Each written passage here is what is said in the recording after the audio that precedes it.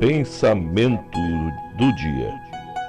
Prezados amigos, no livro de Salmos, capítulo 92, versículos 12, a parte A do versículo, nos diz assim, que o justo florescerá como a palmeira. Ao considerar o lugar de seu crescimento, seu desenvolvimento, seu fruto, sua utilidade, nós podemos extrair algumas lições espirituais para a nossa vida. Vamos considerar como crescem as palmeiras. Normalmente as árvores crescem através da adição de camadas exteriores, porém a palmeira é chamada conífera, que tem cocos, produz cocos, cresce para dentro.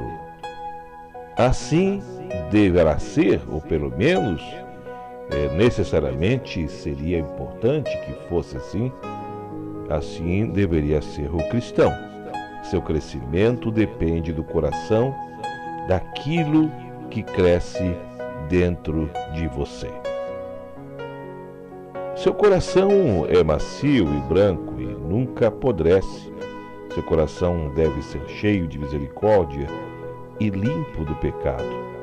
Mas sobre tudo isso, não se deve deixar corromper pela amargura, pelo ódio, pelo ciúme, pela inveja, porque esses sentimentos apodrecem o nosso coração.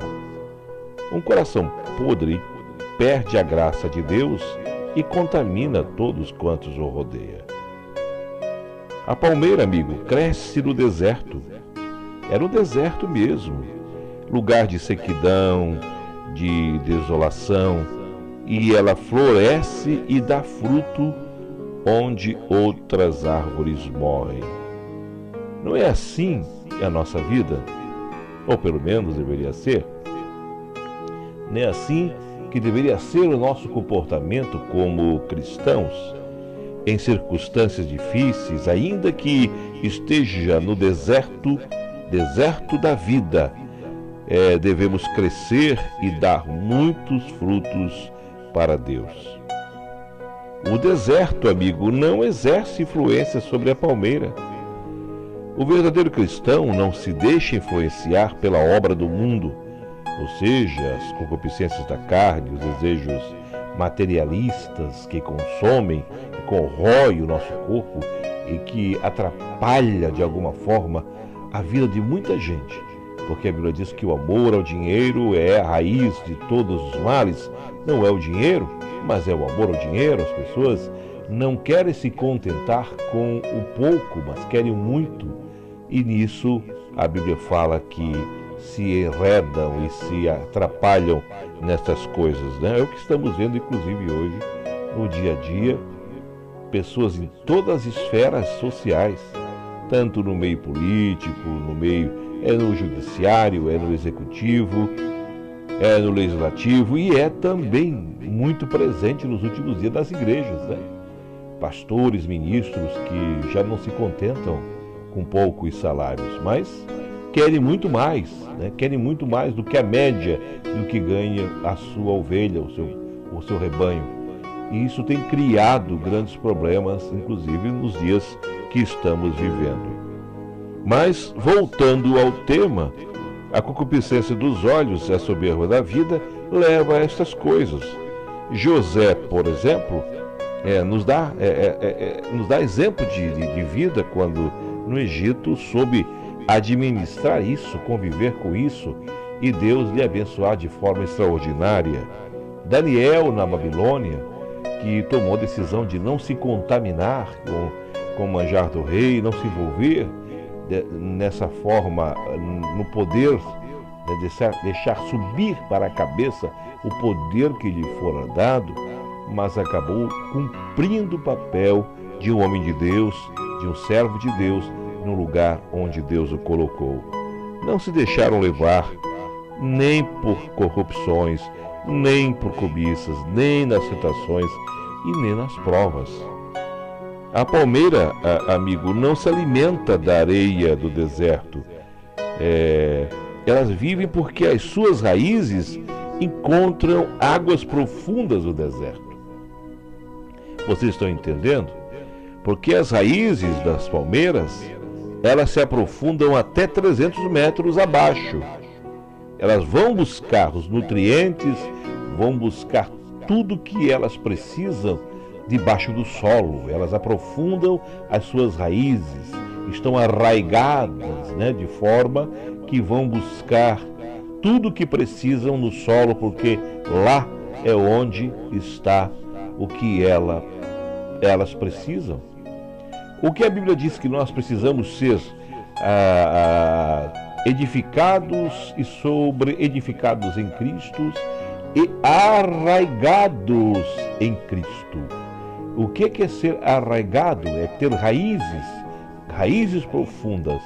E esse sistema de arraigamento de raízes que nós construímos ao longo do tempo é que nos dá sabedoria, nos dá convicção, nos dá certeza.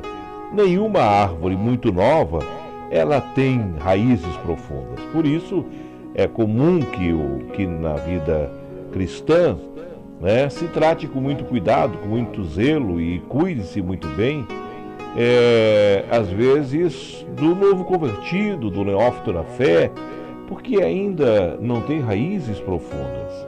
Agora o cristão de experiência, que já acostumou a atravessar o deserto da vida, já passou por muitas intempéries, conheceu o calor do deserto de dia e o frio do deserto à noite, cáustico, pelo sol do deserto, sol causticante.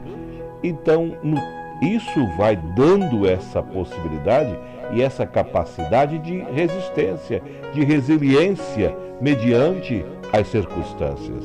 Por isso, a Bíblia manda ser firme e constante e sempre o quê? Abundante, porque quando você é firme, quando você é constante, você acaba gerando condições de abundar, de ter de sobra para que você possa subsistir, você possa carregar os seus depósitos para que quando em momento de crise e de necessidade, o deserto seja apenas mais um momento pedagógico na sua vida. Aliás, os desertos têm para nós como cristãos e como qualquer pessoa em geral um sinônimo muito forte de um momento pedagógico. Todos os homens no passado que tiveram sucesso viveram no deserto. Quando Abraão foi chamado, ele também teve a experiência de viver no deserto. Moisés, quando saiu do Egito, porque estivera numa situação em que tivera que enfrentar alguém que estava matando dos seus irmãos, e ele o enfrentou, e alguém viu e ele ficou com medo de ser culpado e perder a sua vida, e por permissão divina, Deus permitiu que Moisés adentrasse no deserto. Ora, amigo, e sabe quanto tempo Moisés ficou no deserto? 40 anos. 40 anos no deserto. E esses 40 anos é que serviram de experiência para que Moisés voltasse para o Egito, para depois ele tomar todas as atitudes que tomou como um homem preparado, porque o deserto, ele é pedagógico. Jesus nos ensina isso. Ele mesmo se dirigia ao deserto para orar, ele se dirigia para lugares ermos, porque ele sabia que o deserto era um lugar de consagração. O deserto em nossa vida, nos momentos difíceis, nos momentos áridos, momentos em que parece que perdemos o chão, quando perdemos o ente querido, quando fracassamos em alguma situação, em circunstâncias que fogem do nosso controle, e de repente vivemos um momento de angústia. Nesse momento é possível que se apresente o deserto diante de nós, mas precisamos entender uma coisa: o deserto, ele é pedagógico. Quando você entra no deserto, ele vai lhe preparando para quê? Para o vale. Porque tem muitas pessoas que ainda só estão no deserto. Mas não esqueçam que é possível que você passe pelo vale para poder chegar ao monte. Mas quem sabe, você passando pelo deserto, estando bem preparado, você vai passar muito bem pelo vale, como disse o salmista Davi, ainda que eu ande pelo vale da sombra e da morte, não temerei mal algum, porque tu, Senhor, estás comigo. Passando pelo vale, você vai chegar no monte. Estando no monte, você vai poder olhar para trás, dizer assim: meu Deus, eu passei pelo vale, meu Deus, eu passei pelo deserto e hoje eu estou no monte. É preciso que nos aprofundemos nisso, é preciso que estejamos arraigados em Cristo para entendermos como Deus trabalha em nossa vida.